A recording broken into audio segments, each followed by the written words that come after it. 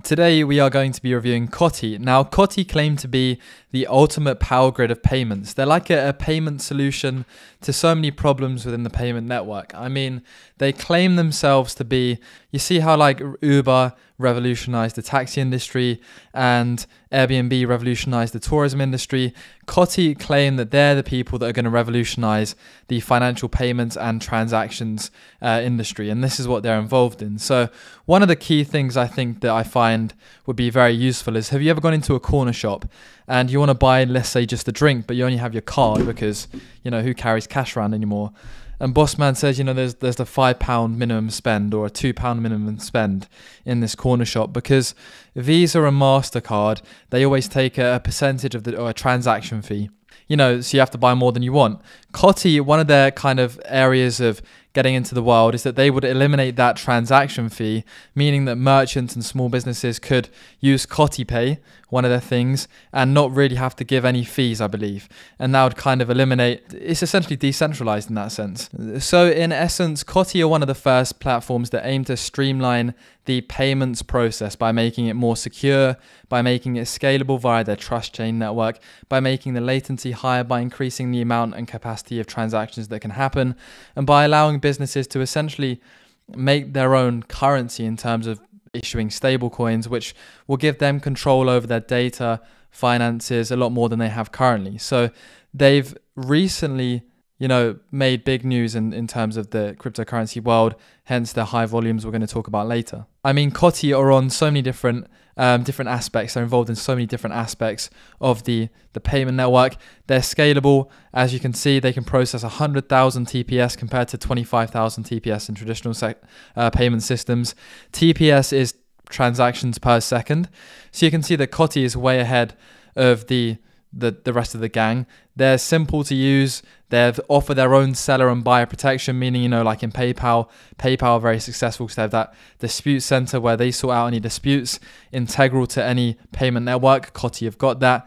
Supposedly they're cost effective. They're price stable because you can create your own stable coins on COTI. This is what I like about them.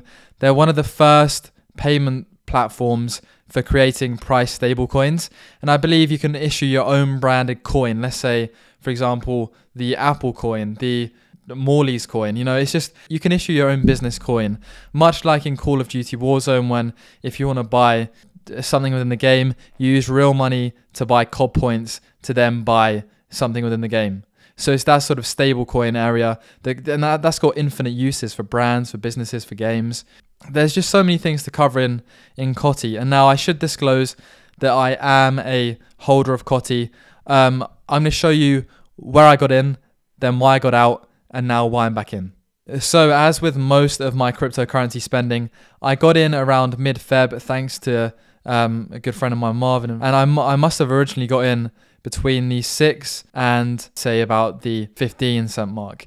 Now across this time, I didn't make a big initial investment. I kind of continued to buy as it was rising. So let's say I made my initial deposit and investment around in between them two green lines. I bought a few more in the area up to these orange line up to 26. Then I rode the increase up to about the 40-ish mark. And then at 42 cents, I got scared and I sold some because my friend Owen was talking about COTI and was talking about everything, and supposedly this needs to be fact checked, but the COTI team, apparently quite a few of them have in the past been done for fraud. Now I don't know what ones it is in this out of these guys, if it's even these guys on the screen. So yeah, my friend sent some screenshots. I got a bit scared. I pulled out 10%, 15% of my profits from COTI, but then I decided, you know what, forget this, I'm going to enter back in. So I entered back in. Luckily I got in a big dip at 30 cents, and then I entered back in again to an all-time high in my position in COTI, once again buying about the level I sold at. So I'm actually back into COTI.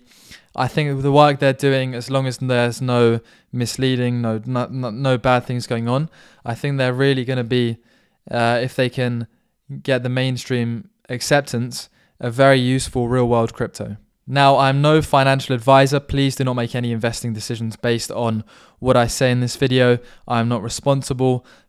Taking a look at the chart, a few technical things, you can't really see much there's not much to analyze technically. You can see it's going up and down.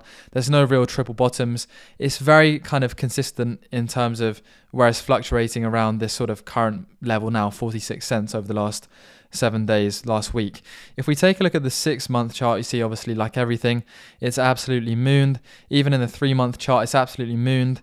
Let's take a look at the angle from the point where it started mooning, let's just say the 6th of Feb, up until the 23rd of March, where it reached pretty much an all-time high. We'll do this line in green for now, and I'm going to take a look at the angle. And this angle, like we've seen before for the chart, for a 3-month chart, is about 43 degrees. I believe this is roughly similar to the increase in Harmony. And, you know, every crypto seems to, from the point of Feb, the ones that I've looked at so far, when you measure the angle of the increase from the start of Feb to now, or to their all-time high in recent weeks, it always seems to be between about 35 degrees and 60 degrees. So you can kind of get a consensus that the whole market itself has mooned massively.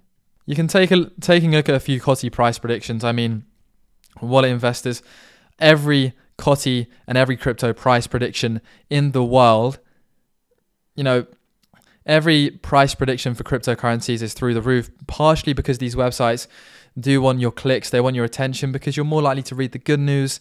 And they're like, yeah, you know, so you have to take every price prediction with a pinch of salt.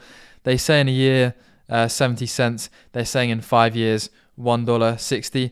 I mean, if COTI can take off, who knows? That doesn't seem that unreasonable for a 5-year price prediction. I look at that growth and it kind of scares me that there's going to be a big pummel down to 0.2, because the market was bleeding again recently. ETH and Bitcoin down 8%. COTI itself has a market cap of $311 million, which is fairly large. But when you look at this, probably some of its rivals long term, like Visa, MasterCard, their market cap's in the billions. Their circulating supply is only at 33%, and their volume is, you know, it's a very liquid stock. It's a very liquid crypto. You know, the volume's $154 million. COTI are really trying to create a network that has so many real world uses. If there is a move away from traditional currency, stable coins are going to be at the forefront of the future currency of the world. It's recently partnered up with Orion Protocol, another one we reviewed recently, so it's got unlimited liquidity. Supposedly it's got connections with Apple Pay, and, you know, Apple Pay users can now buy COTI via Simplex, but I'm not sure how much that Apple Pay integration really is a big deal. It sounds like a big deal because it's Apple, but I don't think it really is that big of a deal. But yeah, COTI aim to make the transactions and payments network simple, efficient, and cheaper. And I think anybody with any sense, if they could, you know, move to a transaction network where they're not going to have to pay commission, where it's faster, where it can handle more payments per second, you know, it's almost a no-brainer to switch to it. Now, obviously, once again, I was saying about the conspiracies about the team previously being involved in fraud, the dodgy subreddits out there, and, you know, crypto itself has to take off, and Visa and MasterCard are also looking at implementing blockchain technology, like what COTI are doing, to also enhance their own software and products. So COTI are up there in the race for being the mainstream payment provider to everybody. But just because Visa and MasterCard aren't officially cryptocurrencies right now, that doesn't mean they're not working on cryptocurrency solutions. And as soon as they want to start building their own cryptocurrency network, decentralized network, because they're already so big and established, they could pump in $20, $30, $40 million, maybe $1 billion into it. There's always that threat from the mainstream centralized people. You have to remember that people like MasterCard and Visa have been around for so long that they've got so much loyalty and trust amongst the consumer network. So obviously I think COTI is a great concept. What they're trying to do is crazy. I think it's got a great scope, but then obviously, you know, we can't underestimate the rivalry from other businesses, the mainstream ones. But thank you for watching, and I'll catch you again soon.